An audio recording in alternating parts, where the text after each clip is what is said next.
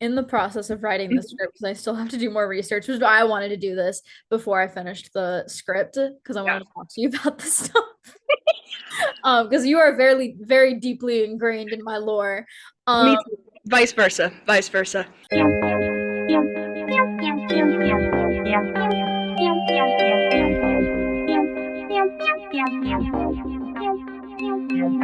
Hello, welcome back or welcome to my channel.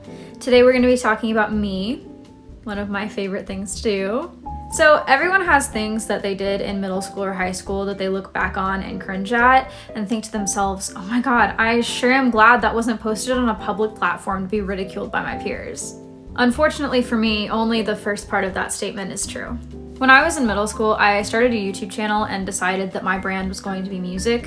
Very common, I know. I posted covers of songs I liked that were easy enough for me to learn on an untuned ukulele and occasionally an untuned guitar.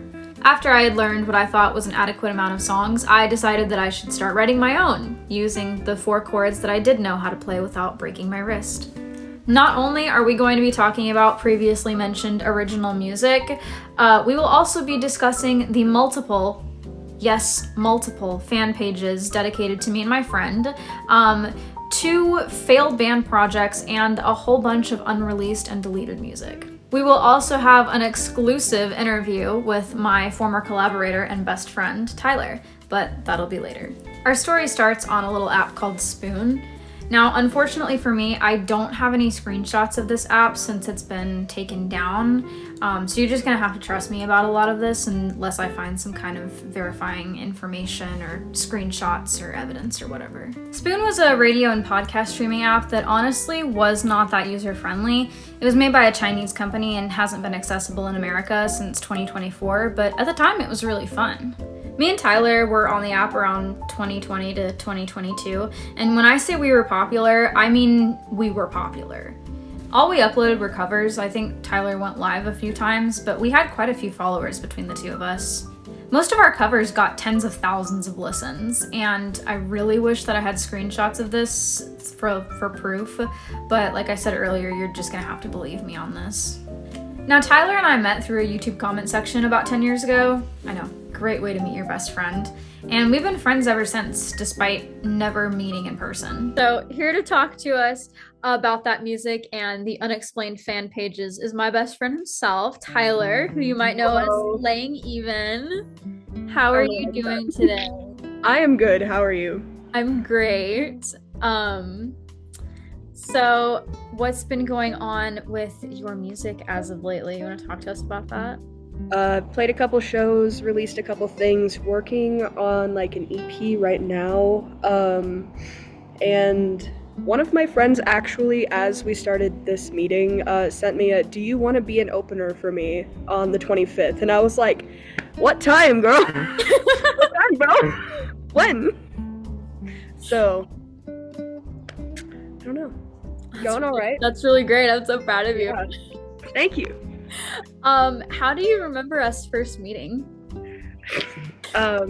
So we both used to post like covers on YouTube, and I posted like a cover of Your Brand New Obsession, now known as Jake Bateman, cover. I think it was Better Off, either that or what one was it? The eyelids? It was, I think it was. no, it was like his most popular one where he's like talking about being a zombie and stuff. Like I don't remember it off the top of my head, but it was like my first video that I posted on that account. And I see you in my comment be like, "Hey, I just released a new cover. Will you come watch it?" And I was like, "Sure, queen, why not?" I was I think I actually found you. Like I wasn't looking at. It's because I was found you shamelessly in his promoting comments. myself in his comments to I have know him we were come marketing. listen to my cover, and then you're like, "Okay, I'll listen," and then you're like, "Hey, you should come listen to mine," and I was like, "Okay." Marketing geniuses, really. We need. We need to get back to our roots.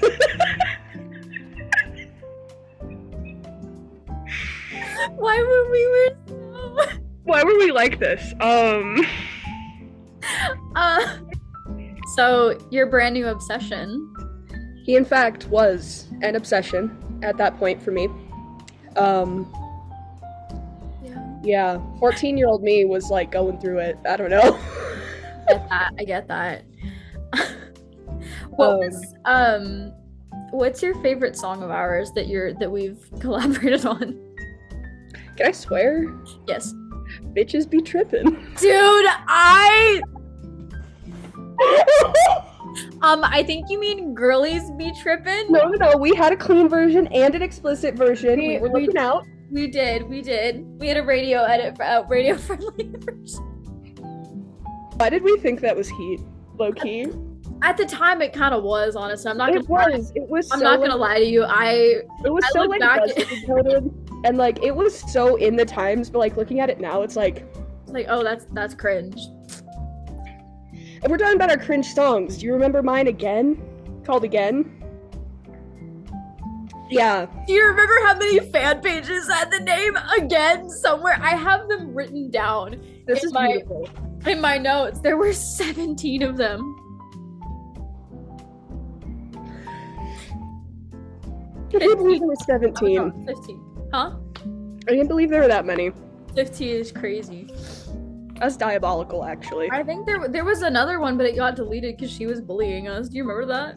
Oh, yeah! Are you sure she wasn't just blocked by us? Is she on your blocked list? I'm not sure. But I think she like got... Because she was the reason for girlies be trippin'. Remember that? We don't talk about that. I got 2 more questions for you. What was your initial reaction to the fan pages? I was very confused. I was like, cause wait, was that on our Spoon era or was that still in YouTube? That was our Spoon era. I'm talking about the Spoon era. I got a whole thing about it. Okay, that makes more sense. I guess it kind of made sense because at that point I'd already had the podcast made about me. Right. So I was like, it made sense, and I was constantly like on like the like top charts for that. I don't know why, mind you. There was a time where we were like the top, like we were popping off. We were popping off.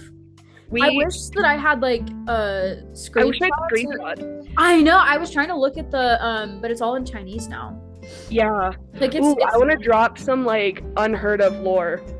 See if you remember the name. Do you remember my ex-boyfriend? No. So we're gonna censor his name. Yeah, no, that's that part out. Yeah. So I met him through there because he was constantly in my lives, right? And I was like, this is neat. And I was like, cool. I have someone cool. And like he recorded a cover of, I think it was Rainbow Connection from Sesame Street and dedicated it to me. Do you remember this? I remember that briefly. Yeah. And that was we had said that he kind of looked like Fozzie. Yes. Okay. And he like recorded that to ask me to like date him, like e-date him, I guess. I didn't know how old he was because he lied about his age to me. Right? I was like 14, 15. He was 19 turning 20. I was like, I can't do it. And then he would just keep making new accounts to pop up in my Spoon radios to harass me after we broke up. Yeah, it was bad. That's a lot. Yeah, that's a lot. Yeah, so I had good memories and some like not great memories with Spoon. But yeah. I'm in the process of writing the script because I still have to do more research, which I wanted to do this before I finished the script because I wanted to talk to you about this stuff. Because you are very, very deeply ingrained in my lore. Me too. Vice versa. What is your favorite song that you've written? Probably Faux Connection. I really like that one. I think I wrote that when I was like 16. It was one of the first songs I wrote on the guitar. So yeah, I was about 16. Nice. What is your favorite song of mine? It can be one that we've collabed on. It doesn't have to be. I'm trying to think through the archives here. All the unreleased files that I've sent you of unfinished songs. I unironically think it's that one that we, you and I think Abby were pretending to like have a rap career. Oh my gosh. I think it's that Valentino. one. Yes. Yes. Dude, Yes. I'm very proud of that song actually. Like, It's fire. Like I think that one's probably my favorite for both like humor and production. that one was a recent production. That was only last year. Yeah. Yeah, that was crazy. Electric Six, more like Electric Sucks. Tell me why your Patreon cost $5. Bars. And Klondike bars. including Dr. Katz in it. Like, I feel like Oh yeah. really sad. I think it's still up to this day. Is it? BandLab, right? No, like on YouTube, like released like out. Oh. I remember getting the BandLab version. With all the like different like little layers and like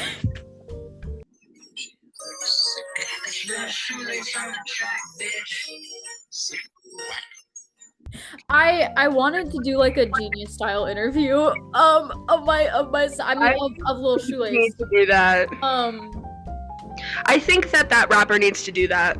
Yeah, really, Little Shoelace is like she needs to release more stuff. She's got like a whole backlog of music that like Underrated, honestly. underrated, really. We went off track. We did, yeah. You're like wasting my time. My valuable time. Your valuable time. Okay. I'm a big time YouTuber. Come on. Okay, yeah, absolutely. Bitch. Are you okay, my next question. Are you using me for clout? What? No. No. How did you feel about being left out of the Something Different band project? Kind of indifferent because I was going through like a lot personally, so I was like, do your thing. I'm not going to be very good at helping anyways. I was mainly pulling all the weight anyway. Yeah. Anyways. I'm really good at segueing this, aren't I? We're all good. You can just edit it together with like, you know, the CapCut skeleton pulling down. Yes, I'm gonna do that. Yeah. Oh my gosh. What do you want people to understand about our music before or if it gets bigger? I honestly think a lot of it was just us having fun and following like our passions and what we wanted to do before like all of the constraints of like the world really came down upon us because we were still not adults with like adult responsibilities. So it was a lot easier to just be free and creative and not really worry about the backlash because if something happened, we were like still kids. Like if we were we had the excuse of being kids, but now like as kind adults, of embracing cringe culture. Yeah, and like as adults in society, we're like not really supposed to do that as much. It's not as acceptable as it is for like teenagers and kids to do that. Which is upsetting because it's really fun to like. It is really fun. Be creative. I had a whole like thing in my script about like, you know, I look back and cringe at it now, but I was just a kid having having fun. I only knew 4 chords, but that was because I only played for like a year. Me too. Was it C, A minor, F, and G by chance? Yes. Lastly, what was your favorite song that you've covered? Like either a song that like hits deep with you or a song that you are like a cover that you're proud of to this day. I think I'm really proud of my cover of Heather by Conan Gray because that got like 64,000 plays on Spoon before like it got deleted.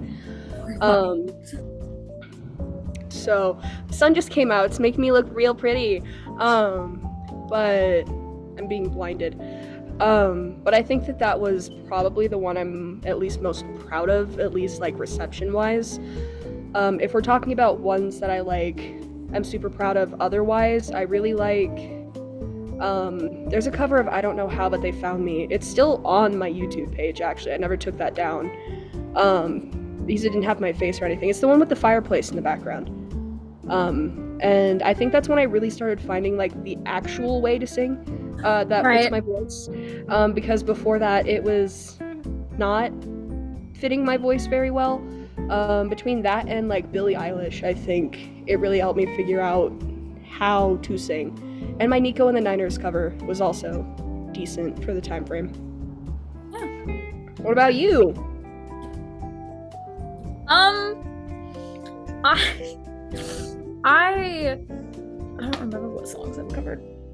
I think we both did Blonde by Water Parks, and I know that I liked that one. Oh my god. Yeah. I'm pretty proud of my Rainy Days in LA. That one was really good. That's the one that got me into that song, actually. Your cover got me into that song. Because I didn't really like mess with it beforehand, and then you sang it, and I was like, yeah, this is a banger. So you know what? Love it.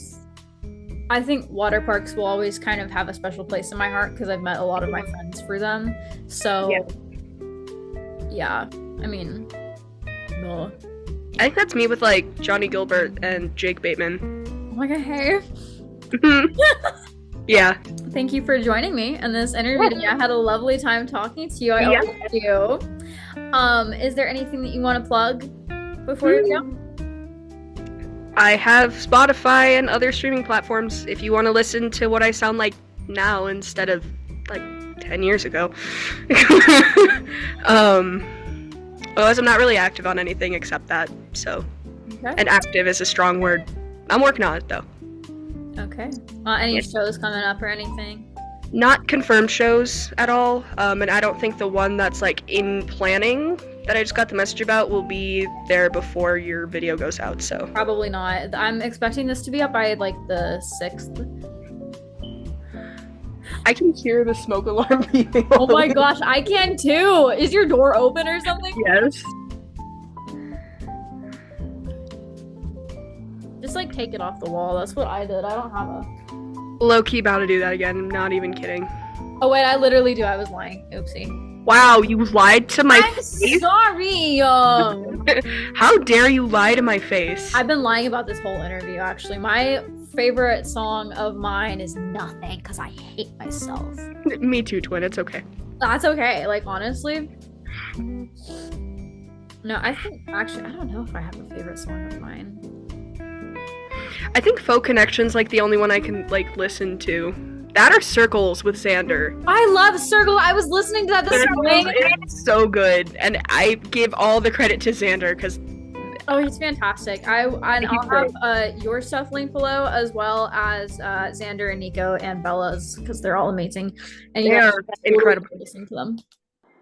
Oh, less than a minute left. Okay. All right. Well, bye. This was really fun. Yes. Okay. Bye. Bye. How do I stop recording? As well as doing collabs with Tyler, I attempted to start 2 bands, one called Something Different and one called Macadamia. Macadamia never released any music, but Something Different did.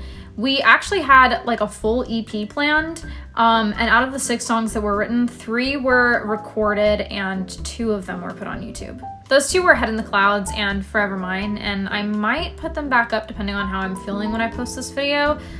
Just remember that this was written and recorded by me when I was 16 years old, and still trying to figure out what worked for my voice. But yes, I do look back at it and cringe a little bit. Honestly, I'm pretty proud of some of the songs that I wrote around that time. I was just a kid having fun writing music, and yeah, it was a little cringe, but so is fangirling on Tumblr over a musician who writes lyrics like Voodoo Balarama Baba Yaga, and I clearly have no problem doing that, so what do I know? I've actually been getting back into writing music again, and I think that being on TikTok and listening to music by people that are so unapologetically themselves and don't care about being viewed as cringe really helped me realize that it literally does not matter how others view what you make. People that like things that I make are gonna find my stuff one way or another. With the fan pages that were dedicated to us, it was really strange right off the bat, but when I realized that this was an actual thing that people cared about, I was like, yeah, okay, sure, I guess. But seeing that people liked what I was making enough to make whole Instagram pages for me was a big motivator, especially as a fangirl myself, and I had a lot of fun being ListoLove. I counted 15 fan pages. 15. None of which are still active to this day. I'm not expecting them to be. It's been over 3 years since I was relevant to them, but I'm okay with that. I very much involve myself in niches and communities I like and have gotten to be a bit more confident since high school. Like, as long as what you make doesn't actively harm others, there's no problem in doing or making whatever you want. My sister has also been a huge influence on how I view cringe. She's been on the internet for years and does all sorts of things that could be viewed as weird or cringe or weird. But people like it, and I think she's one of the coolest people that I've ever met, and she's content with what she does. So, props to you, Abby. Making music was a really good outlet for me when I had to stop dancing due to my health, so it really does bring some bittersweet memories to mind. I think I'm making this video to remind myself that nothing I ever do is going to matter, so I might as well have fun and do whatever I want while I'm up and kicking. Also, I've been dealing a lot with my mental and physical health, so seeing that at one point I felt good enough to make what I called art, makes me a little bit hopeful that I can get to that point where I can feel good enough to do that again. Yeah. This video doesn't really have a point. I guess do what you want while you have time, and if someone has a problem with it, it doesn't matter. To be cringe is to be free. R.I.P. ListoLove. It was fun while it lasted. I hope you guys enjoyed this video, and if you did, make sure to give it a big thumbs up. I gotta do my cringy YouTube call to action, so yeah, all of my links will be below, and Tyler's will be down there as well. You should go check out his music because he's really talented. Yeah, love you. Bye bye.